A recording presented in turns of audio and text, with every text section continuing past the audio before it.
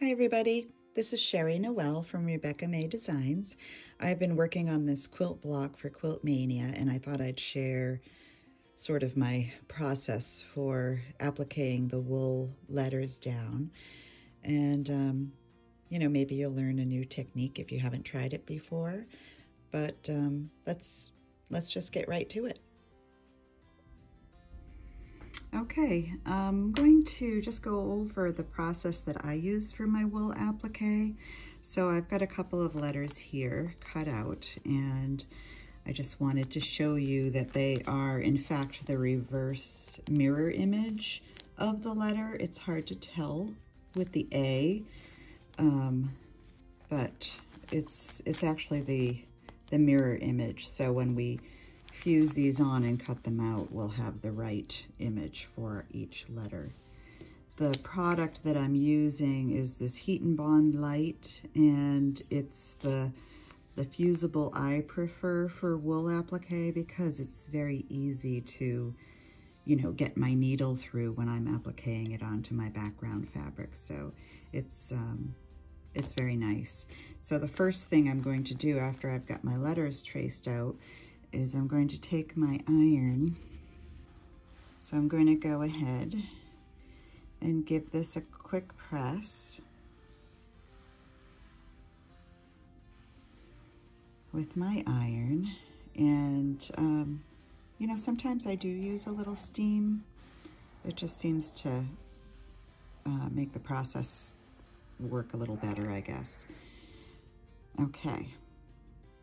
So now we are ready to cut these out, and I mean, you can really use any nice scissors for this. I like these Karen K. Buckley scissors. If you haven't tried them, they're really nice with wool, and they are super sharp, and they, you know, help with getting into these points.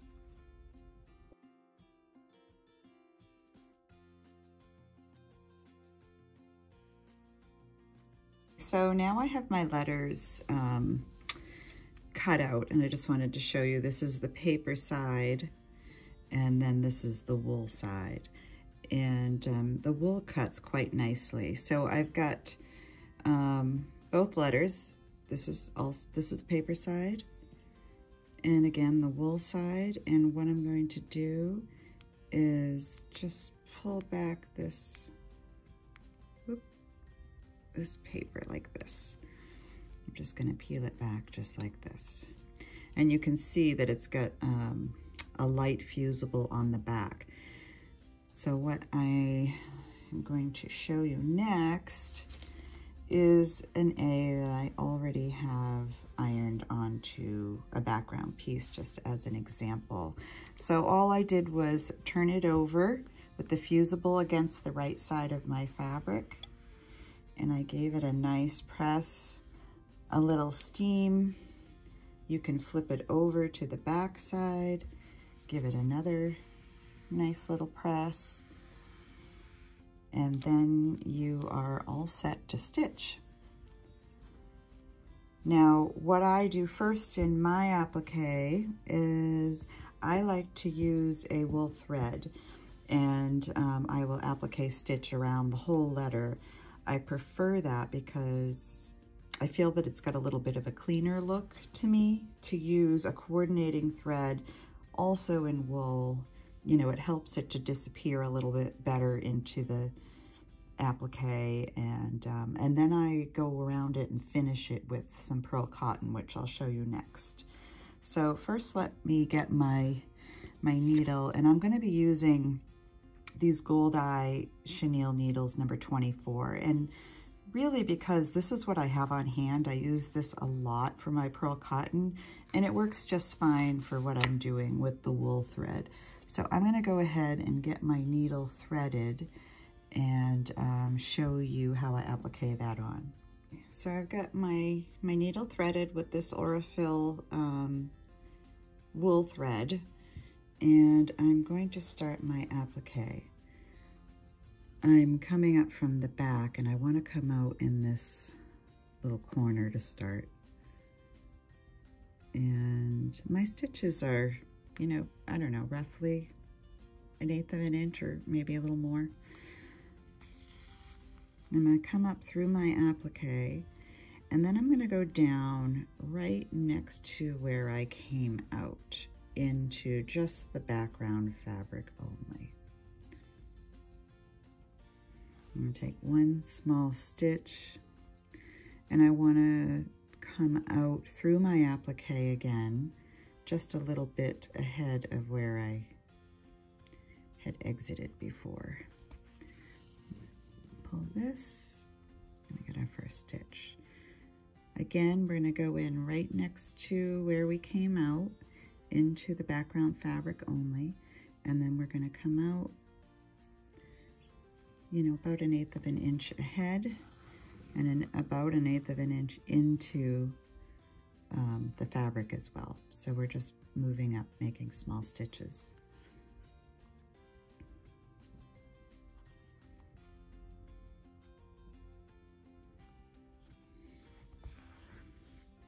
Okay, so we're going to continue this all the way around the letter and the center here.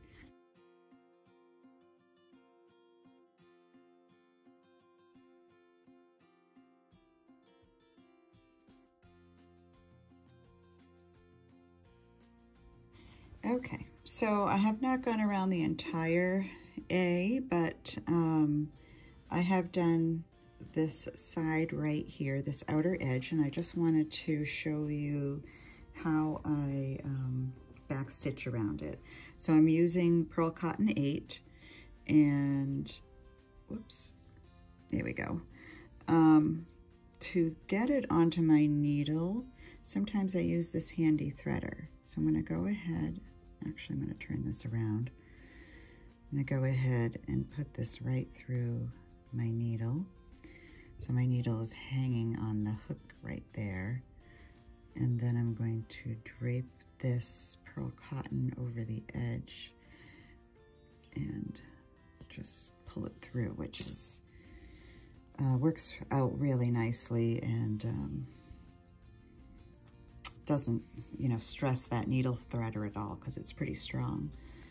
Okay, so I'm going to come up from the back. Now, I add pearl cotton around a lot of my applique. I find it just gives it a nice finished look that I love. So it really doesn't have any function except decorative.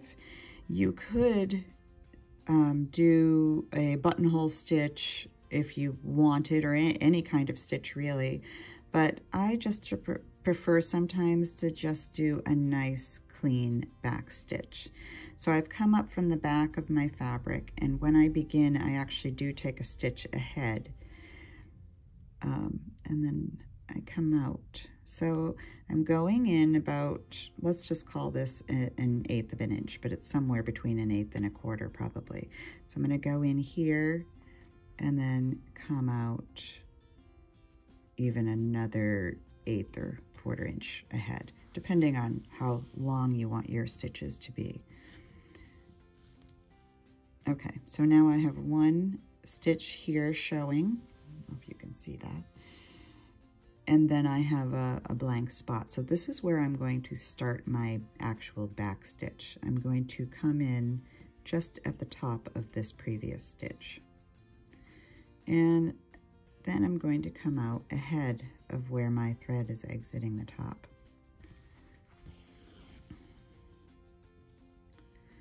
And so now I've got 2 stitches right in a row here that you should be able to see. I know it's red on red, so it's a little difficult. Maybe that's better. And I am just going to continue with this stitch all the way around my applique, trying to, you know, hug the applique as much as possible. And, you know, I think you might agree that it does kind of help define the applique as well as give it a bit of a finished look. I love using this around like needle turned applique. sometimes I use it, use the color of the background fabric. Sometimes I use the color of the applique itself, like this would look pretty in white or in ecru. And sometimes I just use an entirely different color to just, you know, give it even a different look or a different dimension. You know, this is very subtle because I'm using the background color, but you can see that it's starting to show up now. And I'm going to show you how it looks in my actual quilt block that I'm working on. So I have the outline stitching in pearl cotton all done on my A, so I'm just going to show you how that's looking. And I think you might agree that it looks a lot nicer than the C. It actually makes it look a little more finished, which I love, and sometimes it also helps it stand out from the background fabric. So this is where we are, and I'm going to go ahead and finish adding the pearl cotton around the rest of my letters now. So now I have all my outline stitching done, as you can see here in the pearl cotton, and I'm going to go ahead and cut out my my circle on the lines. I don't know if you can see, but I have a very faint white line drawn around here. So I'm going to go ahead and cut out about 1/4 inch beyond that line so I can applique my circle onto my quilt back. Okay, so I have my circle cut out and I have it centered on my background square, which is actually cut 1/2 inch larger in both directions so I can trim it down later. And what I'm going to do is take my Roxanne's glue based it here, and I'm just going to turn this back and add a little, you know, a couple of drops of glue here and there just to hold it in place while I stitch around the edges. Now you'll notice on here that I've got the edges finger pressed, so they are ready to turn for me, and I'm just going to needle turn it as I stitch around the circle, and I'll show you what it looks like when it's done.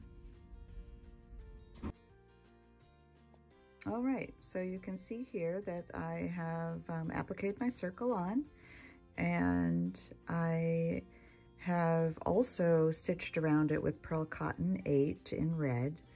I find that it gives it just a little bit of a finished look to it that I enjoy, and I enjoy doing a little bit of handwork, so I hope you like the look of it too. And it's pretty much ready to go.